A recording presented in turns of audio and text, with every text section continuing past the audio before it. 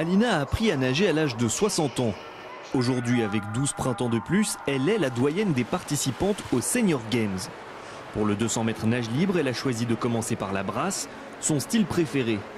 Rapidement distancée par ses concurrentes, Alina nage à son rythme et après 6 minutes, arrive enfin au bout de son effort. Je suis contente. La natation est un sport magnifique et l'ambiance est super. J'ai très bien nagé, mais si seulement je pouvais avoir un peu plus de force. Et de la force, il lui en faudra, car Alina est encore inscrite dans 9 catégories.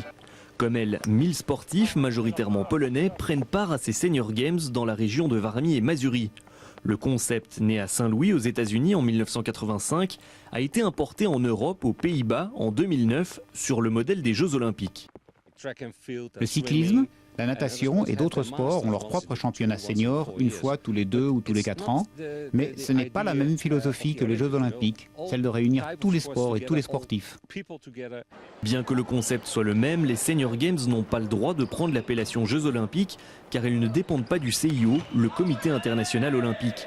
À l'heure actuelle, ce sont les régions hôtes qui financent et organisent l'événement. Notre but, c'est de créer une structure pour que ces Jeux puissent se dérouler régulièrement, une fois tous les 2 ans par exemple. Il faut qu'il y ait une organisation internationale qui supervise tout ça. Pour l'heure, l'avenir des Senior Games en Europe est encore flou.